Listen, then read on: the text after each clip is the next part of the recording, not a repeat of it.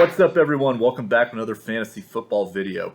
Week 7 preview. We're going to be looking at start, sits, and hot takes for every team going into Week 7.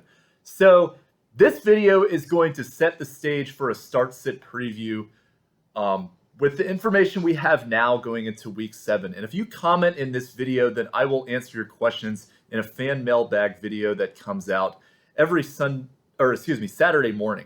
Every Saturday morning, I make a video that answers fans' questions. So if you comment in this video, then I will answer your start-sit question. But real quick, what we're going to do in about 15 minutes of time is go through, for every team playing in Week 7, my start, sit, and hot take for each team. So we'll try to get through this in 15 minutes, give you a brief overview now, but then if you have more in-depth questions, comment below. I reply to all my fans who comment, and I will answer your questions in Saturday's video so you have an idea of who to start and sit. Also, check out my strategy video that I released yesterday if you want to see some more information about other strategy going into Week 7.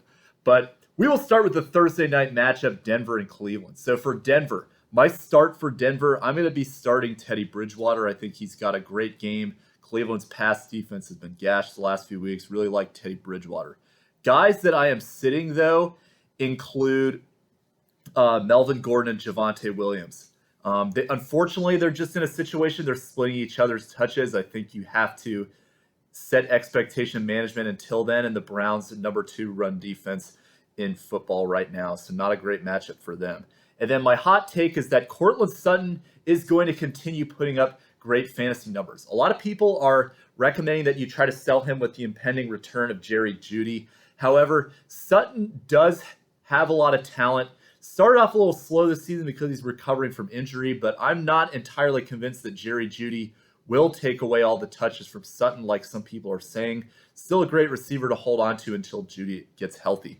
For Cleveland, my start for them, I'm going to be starting Dearness Johnson if Nick Chubb is out. I think that is a great play. No, he struggled in Week 6, but I think things will be turned around. My sit is Donovan Peoples-Jones.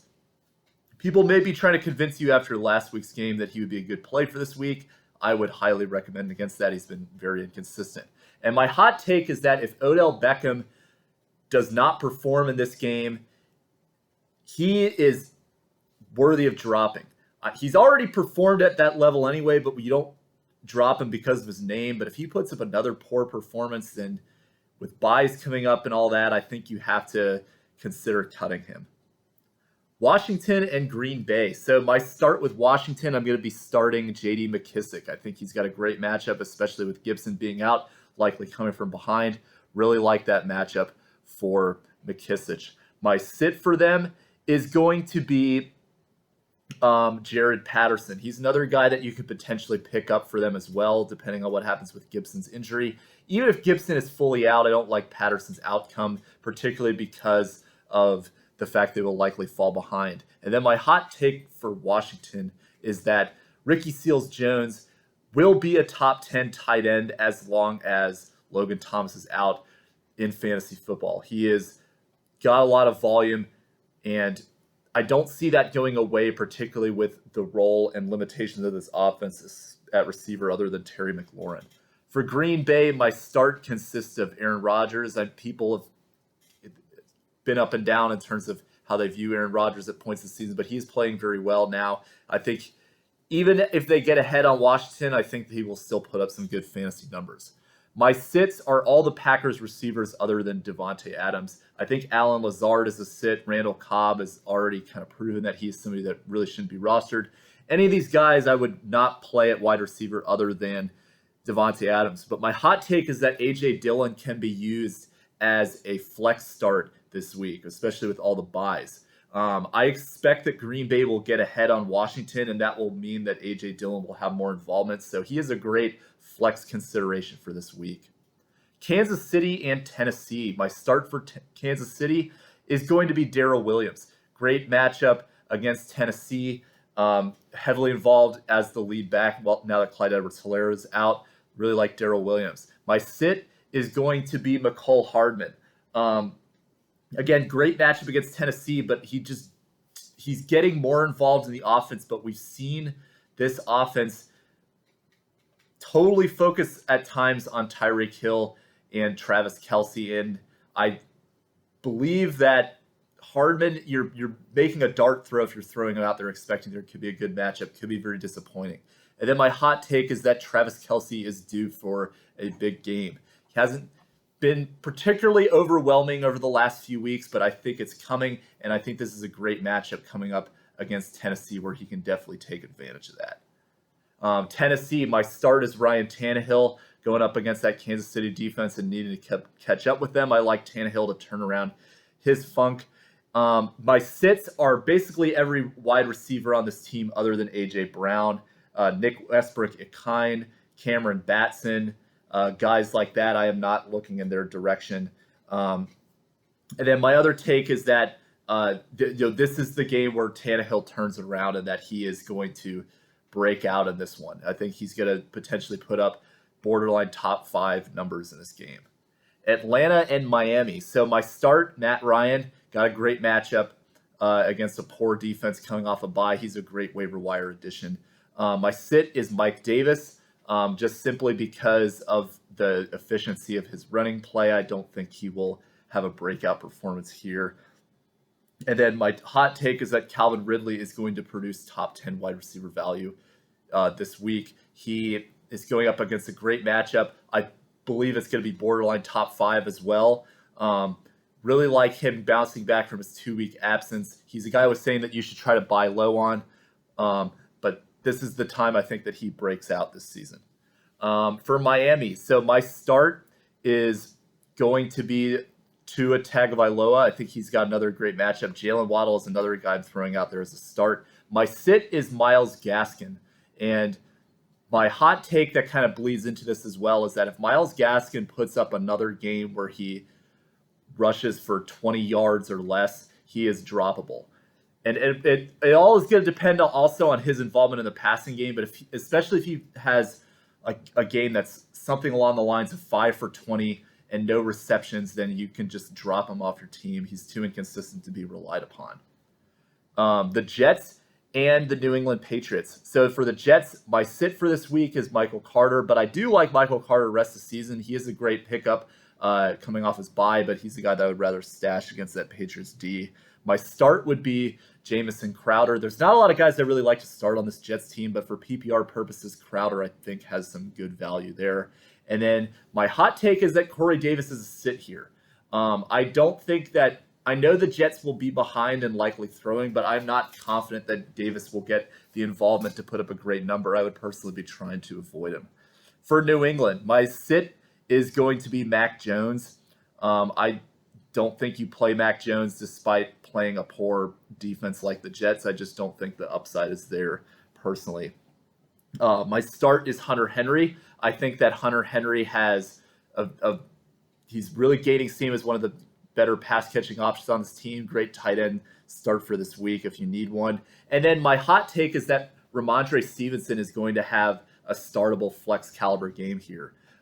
They will be up on the Jets more than likely and running the ball quite often. This means Stevenson has quite a few opportunities to get touchdowns and a lot of opportunities in this game. Carolina and the New York Giants. So my start for Carolina, Sam Darnold and DJ Moore. Talked about them in yesterday's video. If you want to, you can check that out. My sit for this week is Robbie Anderson because he does have the volume and he is somebody that I would pick up to potentially try to flip if he does have a good game, but I don't rely on him for situations like this to be dependable, so I personally would rather not take that chance with him out there and would much rather go to some other guys. And then my hot take is that Christian McCaffrey is somebody that if you have a losing record, you should try to trade away for more value that can help you win now. I have a video where I talk about that yesterday as well. For the Giants, so Daniel Jones is a sit for me. A start for me is Devontae Booker. I think if Saquon Barkley is out, he will be able to turn around against Carolina. Got a more favorable matchup situation than when they faced the Rams last week. And then my hot take is that Sterling Shepard is breaking out to potentially have a top 5 borderline wide receiver performance. And this is especially in PPR formats because of the all the injuries that this team has. I think Shepard coming back from his injury, having a decent game last week. I think this next week he will have an even better one. Cincinnati and Baltimore. So I'm still starting Joe Mixon, even against this Baltimore team because of his involvement in the offense. My sit, though, is Joe Burrow against the tough Ravens defense. I think it could be more difficult for him to score touchdowns or pass for touchdowns, as we've seen in some of the past games. And then my hot take is that Jamar Chase could be a bust candidate. Baltimore has shut down wide receivers over the last few weeks, and Chase is a guy who is very dependent on long touchdowns. Baltimore could be able to shut him down from that and not allow him to get those bomb touchdowns that he's typically gotten this season. Potential bust candidate, in my opinion. Baltimore. So my start kind of goes without saying, but you're starting Lamar Jackson and Mark Andrews as well as Marquise Brown coming off of bad games. I think those three guys you all lock in there. My sit is going to be Devontae Freeman for this week, even if Latavius Murray is hurt. And this leads to my hot take, where all these guys, in my opinion, are not dependable options for the rest of the season because they're just going to be continuing to rotate amongst each other. No consistency likely in that Baltimore Ravens backfield the rest of the season. Philadelphia and Las Vegas. My start for Philadelphia, Jalen Hurts. In spite of inconsistent quarterback play at times, he still provides so much value running the football that he will still put up good numbers for you. I think he is a good play this week at the Raiders. My sit for this week, though, is Devonta Smith. I think that you in a situation where you're got some receivers on a bye, like Dallas, Los Angeles, Pittsburgh, etc., you might be tempted to play Smith, but I think he is too inconsistent right now to rely upon if you can put in there. So if you have to play him, then you got to make do with what you have, but I would be looking for other options. My hot take for Philadelphia is that Dallas Goedert will be the best receiving option for the team this weekend. Goddard, without the balance of Zach Ertz there, he's going to have more opportunity. Hurts is limited as a quarterback in terms of his ability to effectively run the playbook, so this gives opportunity for Dallas Goedert to step up, and he could be a great play this week at tight end. For Las Vegas, my start for this week is going to be Darren Waller. I think that he will continue. He's not been overwhelming this season, but I think that will come. Derek Carr is my sit. I think that there's a strong chance they end up getting ahead on the Eagles early, and Carr does not have to do much. So I would not be confident in playing him. And then my hot take is that Josh Jacobs is a potential top 5 running back for this week. I think what will happen is that they will be running the ball early and often, and Josh Jacobs is the guy that they can just rely on as a workhorse back. I think he will gash up this team. Just look at what Leonard Fournette did to the Eagles last week. I think this is happening for Josh Jacobs in week 7. Detroit and the Rams. So my start for Detroit, I am going to be starting TJ Hawkinson in spite of a difficult stretch for part of the season. I think he will turn around and have a decent game in week 7. My sit is going to be Jamal Williams. I don't think that he's going to – I think that what we've seen the last 2 weeks is what we're going to be getting with him. Do not start him even if you're on a bye, or if you got some players on a bye. And then my hot take is that Amon-Ra St. Brown could have a breakout game. The reason I say this is because Jalen Ramsey is typically guarding the end receivers. St. Brown typically operates out of the flex, so Jared Goff could rely on him quite heavily. Amon-Ra St. Brown, he's getting more involved every week. Would not be surprised if this is a week where he breaks out in a game where they'll need to pass in this one. Houston and Arizona. So my start is going to be Brandon Cooks. He is a target machine, especially in PPR, even in tough matchups.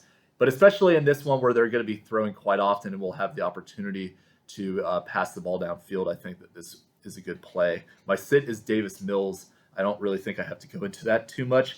But then my hot take is that Nico Collins is going to be a startable option in flex as well, especially in PPR. He is emerging as the number 2 wide receiver. I think he is a great play in a situation where this team is going to need to be throwing it. and rely on another receiver to keep up with the Cardinals. Speaking of the Cardinals, so my starts for this week, James Conner, I think he has a great matchup in a game where they will be running quite often because they will probably be blowing out the Texans. Same thing with regard to the game script. My sits are going to be AJ Green, Rondale Moore, and Christian Kirk. I think those are all guys that are very risky plays for this week because they will get up and may not need these guys. So I would personally sit them. And then my hot take is that Chase Edmonds could have a top 10 breakout week this week. I know that he has been very disappointing so far in fantasy football, especially over a couple games this season. But I believe that he will turn it around. He is very explosive. It's just a matter of time until he does break away for a huge play in this team. And I think that this could happen this week against Houston. Chicago and Tampa Bay. My start for Chicago, Justin Fields is startable in my opinion. This is another situation where they're going to have difficulty running the football, as most teams do against Tampa Bay, and Fields will need to throw it quite often. Fields also does provide some rushing value himself, which might be the best chance they have at running the football anyway. So Fields is a decent stream option to consider if you're really in a pinch. My sits, that being said, are the running backs. Right now, it's a little ambiguous who is going to be starting in terms of Damian Williams or Khalil Herbert. Herbert looked good this past week, but what will his role be with Williams back? I'm not entirely sure. I would personally avoid them. My hot take is that this is the week for Allen Robinson. If it is not, then you might want to consider cutting him potentially because him and Darnell Mooney have a good matchup this week against Tampa Bay. And if there's going to be a week for the passing game to start clicking, it's against the team that teams are purposely throwing on them as much as they can because they can't run on them. So if it doesn't happen this week for Robinson, then you have to make some really tough decisions of if this guy is even rosterable. Tampa Bay. So my start, Leonard Fournette. I think another great game for him is on the horizon. They will be up on the Bears more than likely, and Fournette looking like a great back, both standard and PPR formats. A surprise sit for me is Mike Evans. I personally, if you're in very shallow leagues where you don't have a lot of owners, Mike Evans is somebody that I would rather not put out there because he's very inconsistent. Tight ends. My takeaway here is that I would avoid Gronk if he comes back. I think they're in for a letdown game. He's questionable for this week, so it remains to be seen if he will play, but if he does, I would not be starting him. 2 games left. Indianapolis and San Francisco. The first one we'll talk about. My start is Jonathan Taylor. Great formula here for him.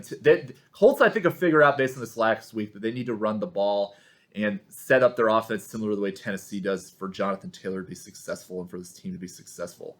So that being said, my sit is going to be Carson Wentz. My hot take is going to be that Pittman will actually outperform T.Y. Hilton this week. Hilton is a very up and down player for one.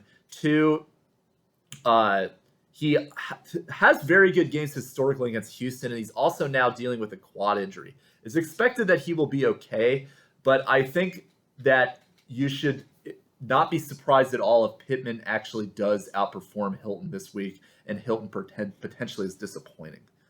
San Francisco. So my start this week, Deebo Samuel, that's a pretty good lock-in, but Brandon Ayuk might be considerable as well if you really don't have a lot of options. That would not be a bad consideration there. My sit for this week is going to be Jimmy Garoppolo coming off injury in a relatively difficult matchup. I just personally would rather avoid him.